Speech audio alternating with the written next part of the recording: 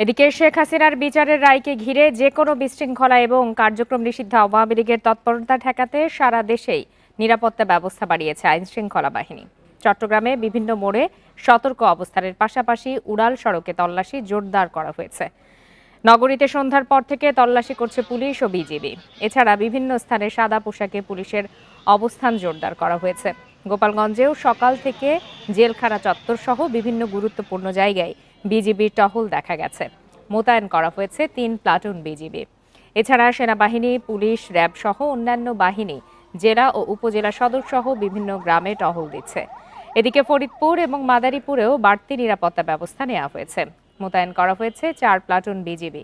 এছাড়া বিভিন্ন জেলার গুরুত্বপূর্ণ জায়গায় পুলিশ মোতায়েন করা হয়েছে।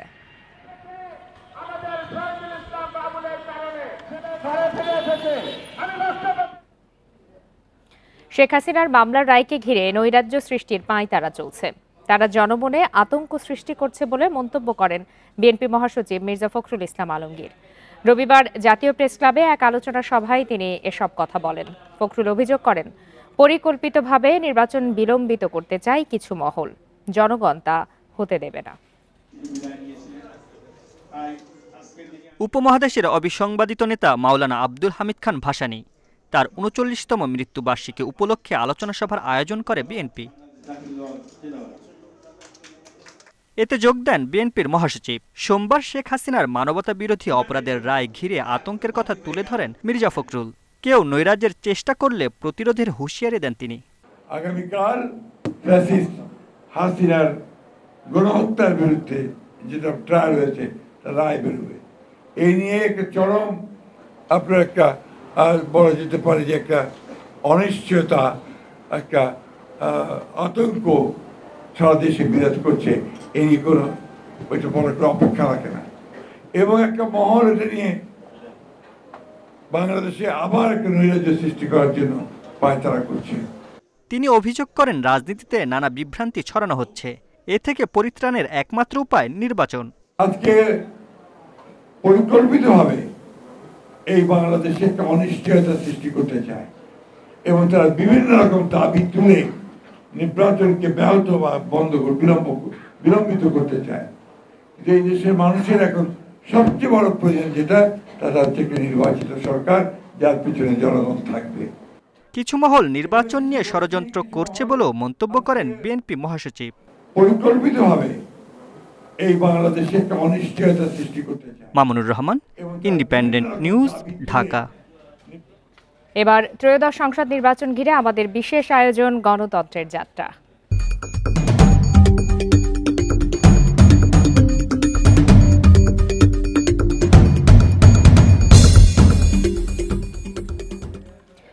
ত্রয়োদশ সংসদ নির্বাচনে 1/3 নতুন প্রার্থী মনোনয়ন দিয়েছে বিএনপি। 237 জনের যে তালিকা ঘোষণা করা হয়েছে তা বিশ্লেষণে দেখা যায় প্রথমবার ভোটে লড়বেন 96 জন। তাদের মধ্যে 86 জনই তরুণ। দলের জ্যেষ্ঠ নেতারা বলছেন, যোগ্যতা ও জয়ের সম্ভাবনা দেখেই মনোনয়ন দেওয়া হয়েছে তরুণ প্রার্থীদের।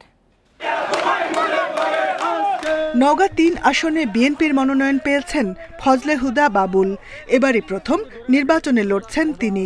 ভোটের মাঠে নতুন হলেও রাজনীতিতে সক্রিয় দীর্ঘদিন। মহাদেবপুর বাদলগাছির জনগণের সমর্থন নিয়ে জয়ের ব্যাপারে আশাবাদী বাবুল। রাজনীতিতে আমি পুরাতন, হ্যাঁ বিএনপির মনোনীত প্রার্থী হিসেবে, ধানের শীষের প্রার্থী হিসেবে আমি নতুন।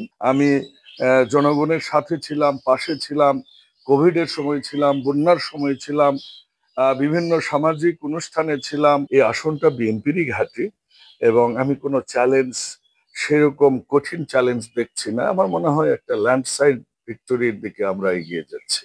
বাবুলের মতো প্রথমবার জাতীয় নির্বাচন করতে যাচ্ছেন আরও 95 নেতা।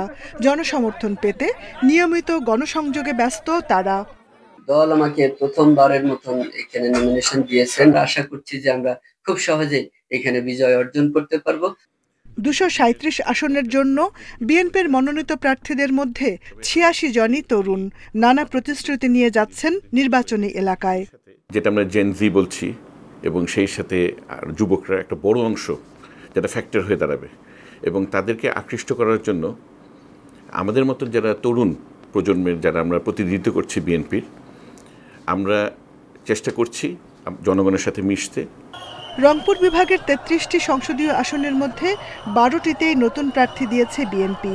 রাজশাহী বিভাগের ৩৯ আসনের মধ্যে নতুন প্রার্থী ১৬। খুলনা বিভাগের ৩৬টি আসনের মধ্যে ১০ আসনে নতুন মুখ। ঢাকা বিভাগের ৭০ আসনের মধ্যে নতুন প্রার্থী ২১।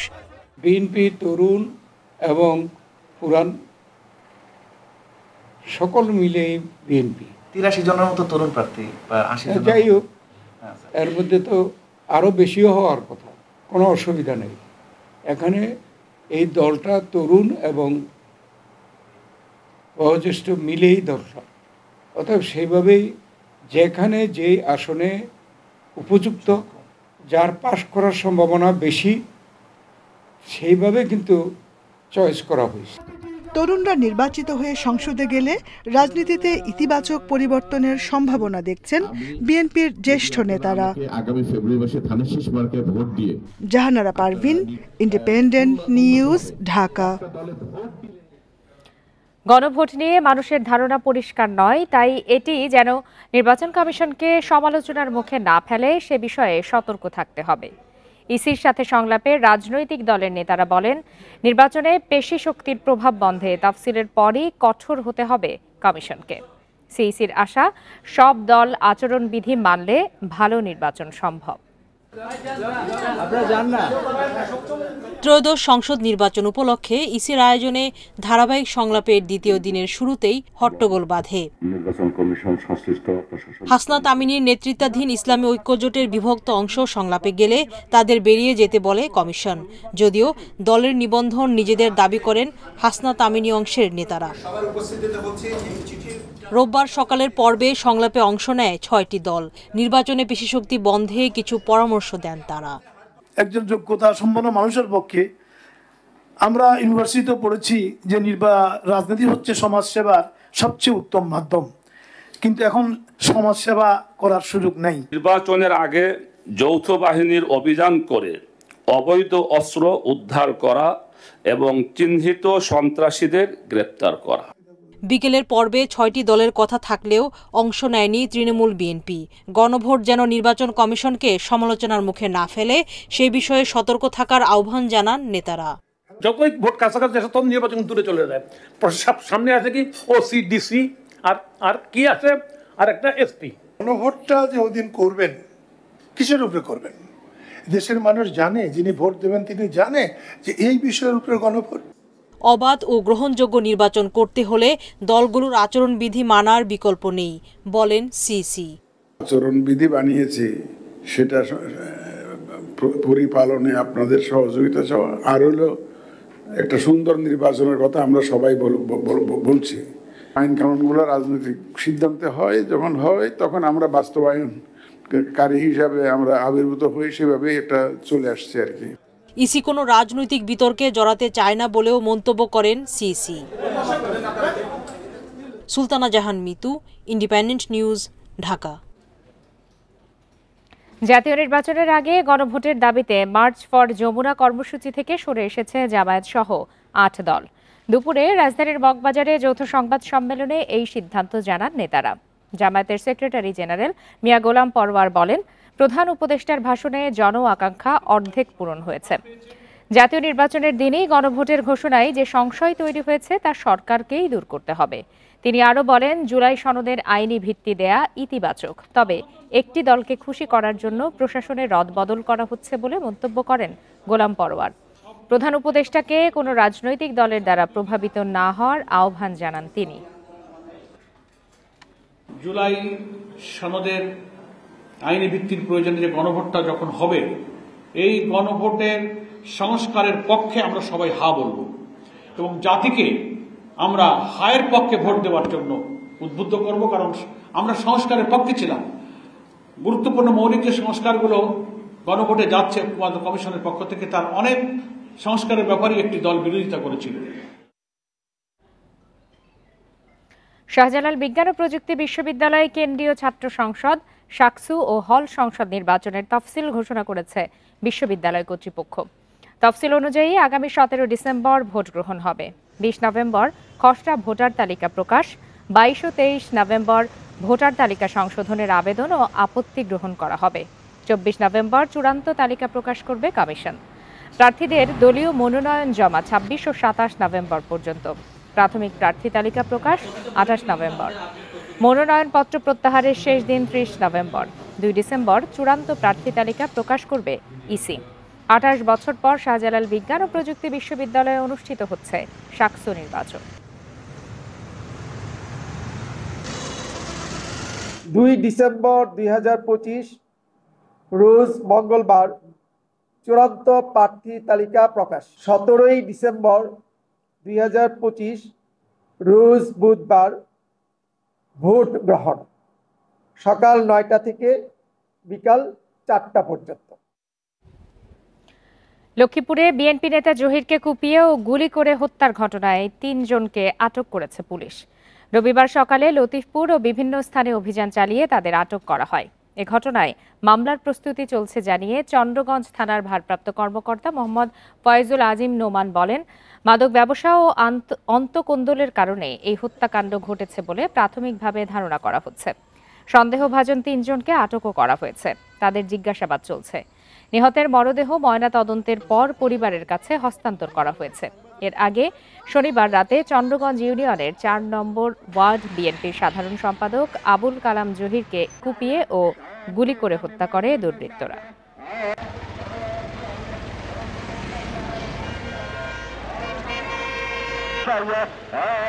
তার পরিবারের সাথে আমাদের যোগাযোগ আছে, তারা মামলা দিলে আমরা মামলা নিব, বাট এখন পর্যন্ত পরিবারের তরফ থেকে কেউ আসে নাই। আর ঘটনার সাথে প্রাথমিকভাবে জড়িত সন্দেহে আমরা কয়েকজনকে জিজ্ঞাসাবাদের জন্য নিয়ে আসছি। তাদেরকে আমরা জিজ্ঞাসাবাদ করতেছি, যাচাই বাছাই করে যদি তাদের আমরা সম্পৃক্ততা পাই তাহলে তাদেরকে আমরা অবশ্যই মামলাতে অ্যারেস্ট দেখাবো। হাফ ভাড়া নিয়ে শিক্ষার্থী ও বাস শ্রমিকদের সংঘর্ষের জেরে বরিশালের নথুল্লাবাদ কেন্দ্রীয় বাস টার্মিনাল থেকে দূরপাল্লার ও অভ্যন্তরীণ প্রায় 58টি রুটে বাস চলাচল বিঘ্নিত হচ্ছে। এতে চরম দুর্ভোগে পড়েছেন যাত্রীরা। তবে বেলা বাড়ার সাথে সাথে বিকল্প যান হিসাবে অটোরিকশা, সিএনজি ও মাহেন্দ্র যোগে গন্তব্যে যেতে শুরু করেন যাত্রীরা। এতে করে সড়কে যান চলাচল স্বাভাবিক থাকলেও বাস স্ট্যান্ড থেকে কোনো বাস ছেড়ে যায়নি। তবে অন্য জেলা থেকে আসা বাসগুলোতে যাত্রীরা গন্তব্যে গেছেন। এর আগে সকাল থেকে কেন্দ্রীয় নথুল্লাবাদ টার্মিনালের পরিস্থিতি থমথমে ছিল। এ সময় গন্তব্যে যেতে না পেরে ফিরে যান যাত্রীরা। বরিশাল বাস মালিক গ্রুপের নেতারা বলছেন, গতকালের সংঘর্ষের সময় ভাঙচুর করা হয়েছে শতাধিক বাস। এতে প্রায় 3 কোটি টাকার ক্ষতি হয়েছে বলে দাবি তাদের। শনিবার সন্ধ্যায় হাফ ভাড়াকে কেন্দ্র করে শিক্ষার্থী ও শ্রমিকদের সংঘর্ষ হয়। এ সময় ঢাকা বরিশাল কুয়াকাটা মহাসড়কের নথুল্লাবাদ টার্মিনাল থেকে 2 ঘন্টা যানবাহন চলাচল বন্ধ থাকে। পরে পুলিশ ও সেনাবাহিনী গিয়ে পরিস্থিতি নিয়ন্ত্রণে আনে। গাড়ি চলাচল অনিশ্চয়তার ভিতরে পড়ছি, কি হয় জানি না। আমি তো চরম দুর্ভোগের ভিতরে আছি আর কি। আমাদের যে মালিক সমিতি আছে, শ্রমিক ইউনিয়ন আছে, ওনারা আমাদের গার্ডিয়ান, ওনারা আমাদের যে দিক নির্দেশনা দেবে ওই অনুযায়ী আমরা এখন ওই পরিস্থিতির উপরে নির্ভর করতেছি। সরকার যদি কোনো পদক্ষেপ না নেয়, যদি ক্ষতিপূরণ না দেয়, তাহলে আমরা গাড়ি মেরামত করতে পারবো না, চালাইতেও পারবো। অনূর্ধ্ব 19 নারী দল নির্বাচন প্রক্রিয়ায় অনিয়ম নিয়ে জাতীয় ক্রীড়া পরিষদের কাছে অভিযোগ করেননি ক্রিকেটার রিয়া আক্তার। তার নামে যে চিঠি দেওয়া হয়েছিল সেটি সম্পর্কে কিছুই জানা নেই। সেখানে তার স্বাক্ষর নকল করা হয়েছে বলে জানান রিয়া। নিজের ফেসবুক পেজে প্রাতিষ্ঠানিক কাজে ব্যবহৃত স্বাক্ষরের ছবি দিয়েছেন তিনি। নারী ক্রিকেটার কল্যাণ সমিতির পক্ষে চিঠিতে রিয়ার স্বাক্ষরের সঙ্গে যার কোনো মিল নেই। অথচ দল নির্বাচনে অনিয়ম নিয়ে সেই চিঠির জন্য বিসিবির কাছে ব্যাখ্যা চায় এনএসসি। পর্যালোচনার ভিত্তিতে বিসিবি নিশ্চিত করে অনূর্ধ্ব 19 নারী দলের নির্বাচন প্রক্রিয়ায় কোনো অনিয়ম পাওয়া যায়নি। যৌন নিপীড়ন সহ জাহানারার নানা অভিযোগের প্রেক্ষিতে গঠিত কমিটির তদন্তের তালিকায় এই বিষয়টিও রয়েছে। পুঁজিবাজারে তালিকাভুক্ত একীভূত 5টি ব্যাংকের বিনিয়োগকারীদের শেয়ার মূল্য দ্রুত ফেরত দেওয়ার দাবি জানিয়েছেন পুঁজিবাজারে বিনিয়োগকারী সম্মিলিত জাতীয় জোট। দুপুরে পুঁজিবাজার নিয়ন্ত্রক সংস্থা বিএসইসির সামনে সংবাদ সম্মেলনে এই দাবি করেন তারা। এ সময় তারা মার্জিন ঋণ বিধিমালা 2025-এর গেজেট দ্রুত বাতিল সহ মিউচুয়াল ফান্ড বিধিমালা 2025 বাতিলের দাবি জানান। এ সময় তারা শেয়ার বাজার ধ্বংসের জন্য বিএসইসি চেয়ারম্যান খন্দকার রাশেদ মাকসুদকে দায়ী করে দ্রুত অপসারণের দাবি করেন। বলেন, বিনিয়োগকারীদের স্বার্থ সংরক্ষণ না করার কারণে এবং পুঁজিবাজার উন্নয়নে ব্যর্থতার দায় পুরো কমিশনকে নিতে হবে। বিনিয়োগকারীদের দাবি, পুঁজিবাজারের স্থিতিশীল না হওয়া পর্যন্ত শেয়ার বাজারের লেনদেন স্থগিত রাখতে হবে। উনি যমুনায় মে মাসে নিয়ে একটা আলোচনায় বসেছিলেন, 5টা পদক্ষেপ দিয়েছিলেন। তার ফলাফল কি? তার ফলাফল এই যে 1,30,000 কোটি বাজার থেকে গত সপ্তাহে এক সপ্তাহে 16,491 কোটি টাকা সম্ভবত এই পরিমাণ টাকা এক সপ্তাহে মূলধন নাই হয়ে যায়। দেশের ইসলামী ব্যাংকিং খাত শক্তিশালীভাবে গড়ে তুলতে ভালো নিরীক্ষা ও সুশাসন প্রয়োজন। পাশাপাশি পুরো ব্যাংকিং কাঠামোয় স্বচ্ছ পরিচালনা পর্ষদ জরুরি বলে মনে করেন বাংলাদেশ ব্যাংকের গভর্নর আহসান এইচ মনসুর। রবিবার রাজধানীর একটি হোটেলে আয়োজিত ইসলামিক ফিনান্স সামিট অনুষ্ঠানে তিনি আরও বলেন, দুর্বল 5 ব্যাংকের সংস্কারের জন্য একীভূত করা ছাড়া বিকল্প ছিল না। গেল আওয়ামী লীগ আমলে এস আলম গ্রুপ রাষ্ট্রীয় মদদে দখল করে নেয় ইসলামী ব্যাংক সহ 7টি ব্যাংক। এসব ব্যাংক থেকে নামে বেনামে ঋণ নিয়ে লুট করা হয় লাখো কোটি টাকা। ফলে সামগ্রিকভাবে তারল্য সংকটে ব্যাংকগুলোতে তৈরি হয় অস্থিরতা। ইসলামিক ফাইন্যান্স সামিট অনুষ্ঠানে বক্তারা বলেন, দেশের আমানতের 25% রয়েছে ইসলামী ব্যাংকগুলোতে, আর 4 কোটির বেশি আমানতকারী ইসলামী ব্যাংকিং কার্যক্রমের সাথে যুক্ত রয়েছে। গুটি কয়েক ব্যাংকে আমরা দেখেছি যে ইসলামী ব্যাংকিংয়ে তো ইসলামিক প্র্যাকটিস নাই। সো আমরা মানে লোন নিয়ে কি বলা যায়, জালিয়াতি হয়েছে। যে জালিয়াতি কি ইসলামিক এটা সাপোর্ট করে না। যে কোনো লোন তো অ্যাসেট ব্যাক হতে হয়, তার মানে তারা ইসলামী শরিয়া মানেনি। আবার এটা ভেবে নেওয়া উচিত না এটা কনভেনশনাল ব্যাংকিং ইসলামী শরিয়া মানে না, এটা টোটালি ভুল ধারণা। এ সময় বাংলাদেশ ব্যাংকের গভর্নর বলেন, বৈচিত্র্যময় ও শক্তিশালী হওয়া সত্ত্বেও লুটেরা গোষ্ঠীর হাত থেকে রক্ষা পায়নি ইসলামী ব্যাংক। ব্যাংকটি থেকে একটি পরিবার 50,000 কোটি টাকা নিয়ে গেছে বলেও জানান তিনি।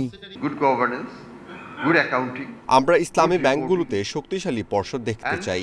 এছাড়া সব ধরনের ব্যাংকে স্বচ্ছতা, জবাবদিহিতা নিশ্চিত করতে হবে, যাতে করে ব্যাংকিং খাতে সুশাসন ফিরে আসে। আশা করি সম্মিলিত ইসলামী ব্যাংক একটি শক্তিশালী ব্যাংকে রূপান্তরিত হবে। বক্তারা জানান, দেশে ইসলামিক ফিন্যান্স শিল্পের ভিত্তি সুদৃঢ় করতেই এই সামিট। এতে উপস্থিত ছিলেন দেশ বিদেশের নীতি নির্ধারক, বিনিয়োগকারী, আন্তর্জাতিক ইসলামী দার্শনিক সহ শরিয়া বিশেষজ্ঞরা। Shafil Alam Sujan, Independent News, Dhaka. ভারতের জলসীমায় ঢুকে পড়ায় 29 বাংলাদেশি মৎস্যজীবীকে আটকের দাবি করেছে দেশটির কোস্টগার্ড। সেই সাথে জব্দ করা হয়েছে তাদের মাছ ধরার ট্রলারটিও। শনিবার গভীর রাতে ভারতের জলসীমায় ঢুকে পড়ার অভিযোগে তাদের গ্রেপ্তার করা হয়েছে। পরে রবিবার সকালে তাদের পশ্চিমবঙ্গের দক্ষিণ 24 পরগনা জেলার ফ্রেজারগঞ্জে কোস্টাল থানা পুলিশের হাতে তুলে দেওয়া হয়। ভারতে অবৈধ অনুপ্রবেশের অভিযোগে নারীসহ 10 বাংলাদেশিকে গ্রেপ্তারের দাবি করেছে পশ্চিমবঙ্গের পুলিশ। রাজ্য জুড়ে ভোটার তালিকায় নিবিড় সংশোধন চালুর মধ্যেই তাদের গ্রেপ্তার করা হলো। উমরপুর গ্রামে বেশ কয়েকজন বাংলাদেশি আত্মগোপন করে থাকার খবর পেয়ে শনিবার রাতে অভিযান চালায় নদিয়া জেলার হাঁসখালী থানার পুলিশ। বর্ণাঢ্য আয়োজনে ঢাকা বিশ্ববিদ্যালয়ের বকুলতলায় অনুষ্ঠিত হলো আদি নববর্ষ 1432 বরণ উৎসব। রাজধানী জুড়ে যখন শহুরে জীবনের কোলাহল, ঠিক তখন বকুলতলায় ফিরে আসে গ্রাম বাংলার চিরচেনা রূপ। বাংলার কৃষি ঐতিহ্যকে কেন্দ্র করে শুরু হয়েছে পয়লা অগ্রহায়ণ আদি নববর্ষ 1432-এর বর্ণিল উৎসব। অনুষ্ঠানের উদ্বোধন করেন ঢাকা বিশ্ববিদ্যালয়ের প্রো-উপাচার্য অধ্যাপক ডক্টর মামুন আহমেদ। আমি এই চমৎকার আনন্দ আয়োজনের সকালে রংতুলির স্পর্শে উঠে আসে গ্রাম বাংলার ঐতিহ্যের ঘ্রাণ।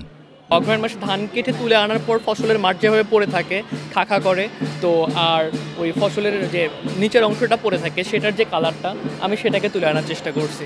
অগ্রহায়ণের রঙের যে আধিক্য থাকে আমাদের প্রকৃতিতে, আমি সেই রঙগুলোই আর কি আঁকছি।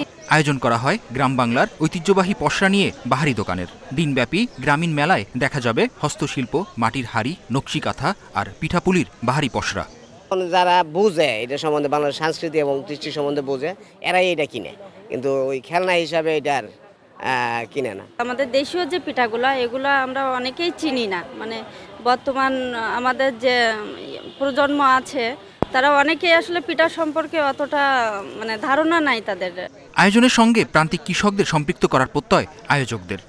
আমরা যেটাকে নবান্ন উৎসব করি, এদিন ফসল তোলে এবং গ্রাম বাংলায় দেখবেন কি যে আনন্দ হয়, খড়কুটো দিয়ে ঘর বানানো থেকে শুরু করে এই আনন্দগুলো কিন্তু শহরের ছেলেমেয়েরা পায় না। এই নবান্ন উৎসব আমরা এবার এখানে করছি, আমরা যেন গ্রাম অঞ্চল পর্যন্ত পৌঁছে যেতে পারি, এটাই আমাদের ইচ্ছে। আসলে এই সব অনুষ্ঠানের ভেতর দিয়ে আমরা চেষ্টা করছি আমাদের সন্তানদের আমাদের শেকড়ের সন্ধান করার সুযোগ করে দেওয়ার জন্য।